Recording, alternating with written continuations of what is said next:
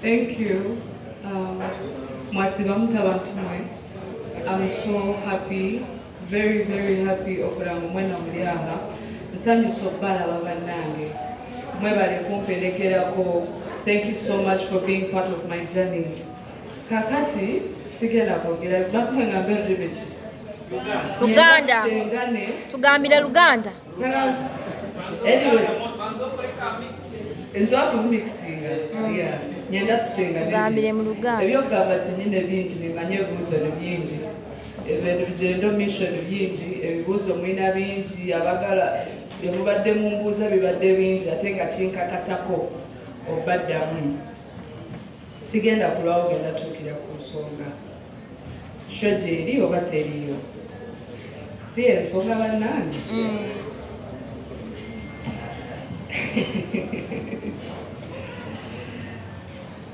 Kyannaku nnyo era ndi mwennyamivu kinkwasa nnyo ennaku okubanga olwaleero nzize wano mwenna mbategeeze nti munnaye nga bbiri tetugenda Lugogo. My heart is really sad. I'm so sad to disappoint you all. So you are my fans wherever you are, all the well-wishers, abasinga nga bampereza support. My artists, I know I called all of you, but it's a guy. We have nothing to do.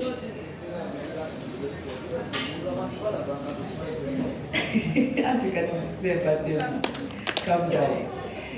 Obuzungu bwolina nange bwe nina naye ffenna tetujja kuyomba nsaba tubeere bakakkamu nga bbiri tetugenda genda Lugogo, but we are going to have another date and my team and I twagezaako nnyo okulaba nti sho tugisigazaamu on the same date, but we were unable to.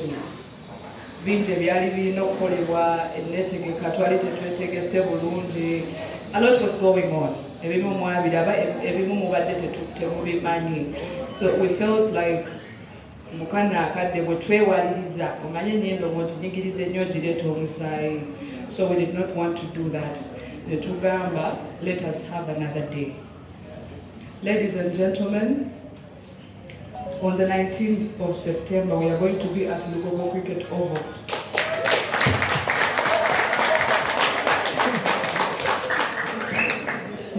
September, we are going to be at Lugogo Cricket Oval for Omega 256 live in concert. Eno show, nasazeewo nze ne management yange tugyetegekere.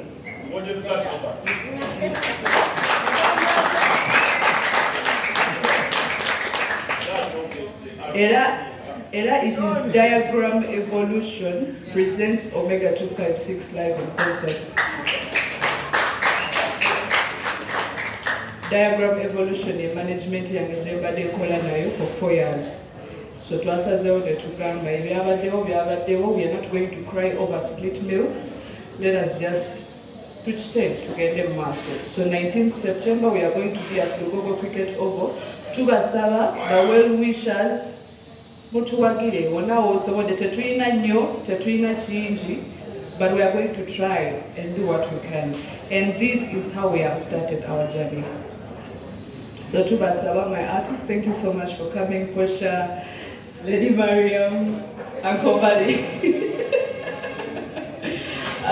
Prince Emma, JK, Nanavan Tibija, my brother Hilary Dodd, my sister. She does. Thank you so much for coming. Thank you. Mwebale kuja kushende Teresa. Nanimba Shaba, Labella Music, I see you. Nanavandi living so abamwe tubabasa kuyisha because of time, but abashongozi bingi banterire when all this was going on. Bakumbuza Omega, what is going on? How are you? Are you okay?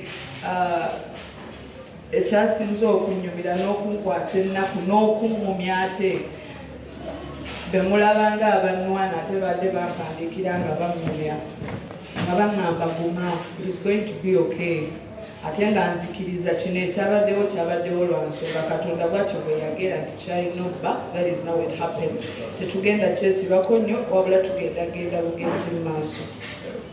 So alina kyasobola okuyamba on our journey to 19th September tukusaba oyambe kyosobola oyambe girl child media personalities mwebale nnyo mwebale nnyo mumbeereddewo nnyo mwebale kunyaniriza okuva embalala okuva mu west paka wano wentuuse mwebale kumbeererangawo nnyo ne munyaniriza ne mumpagira era mbasaba naluno olugendo tulutambule ffenna. My fans, don't get discouraged. It's just 5 months away and you're going to get the best performance. You're going to see the Omega you know on 19th September. Uncle Major. Okay. All right. Here's what I'm going to do. Thank you so much, Bro. Nze okugenda okutoba n'endongo yange otuuka wano wentuuse teri promoter yamala kunya-approvinga nga Omega nti you have to make it. Okitegeera ekyokubiri munnange tetwatuula nti oba tutegeereganeko ku anything. It was not there. Yeah. Show ya Omega tegenda kubeerawo. Okitegeeranga ebigambo bye bibuzaabuza. Naye kya mukisa mulungi okyatudde Luganda n'otubuulira amazima nti Norbat events temutuulangako naye era tugenda kwongera okupika show yo mu mbeera yonna. At the beginning of this show, nga tetunatuula n'omutegesi oyo, flyer yasooka ofuluma era yaliko diagram presents Omega live in concert. So olwasituka n'akansolinga show twaddayo ku plan A. Okitegedde ne tugamba nti waliwo ebintu by'oba olaba nga biringa ebizibu naye bw'oba weetegese bulungi. That is why show yaffe twajja announcing last year. Poster yasooka ofuluma eyaliko diagram presents Omega 256 live in concert. Twagifulumya last year nga twagala kwetegeka nga twagala kwewa obudde obumala paka omutegesi lwe yajja n'ayagala atwegatteko. Okitegedde so twazeeyo ku plan A, plan kidogo. Mu bufuzi omutegesi tewali kyeyateekamu wali teyasasula. No, kakasa abantu no eno show ya Omega kakasa abantu alfa ebintu ebyalina obinyumyako ekiro. Omutegesi yakolako kye yakola era tumwebaza okuba nga yasobola okunzikiririzaamu n'agamba nti yadde show gyewanikidde nandiyagadde okujja nkuteekeko omukono ogwange. So mwebaza okuba nga yakolako kye yakola naye nga bwe tugambye nti ebyemabega tubireke emabega tudde ku kirala. Tulina 19th September leka tugende mu maaso. Okay, tweyanza nnyo. Ekyo ekibuuzo nkizenga nkiddamu naye kirabika tewakimanyaako kankibaddiremu. Ntuguze olulimi olunyankole. We are selling the language. We are selling the culture. Tokubasa kukwata muhogo kachiguza omusiri gwa muhogo.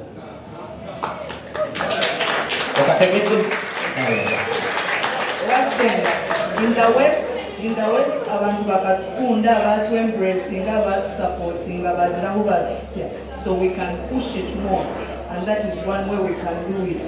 Tetugenda sigala ku kintu kyekimu. Yeah. All right. Kulinda katini nsaba nsirire musebe. Nze sina lutalo lw'emwana fulani wange. Ekirala, this is business. Yes.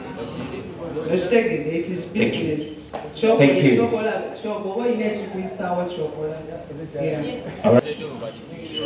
Tejja vaayo. Colleagues, I want to assure you the show is coming and it is not going anywhere. It is diagram. Thank you. I've worked with diagram for 4 years. Nsobola okubanga bwe mugenderera obulungi ne mulaba nti Omega abadde akola atya mu myaka 4 from this year nga tubala nga tudde emabega musobola okulaba diagram kyekola. So show tegenda vaayo kubafa abagyetegekedde. Ekyokubira mbuzizaaki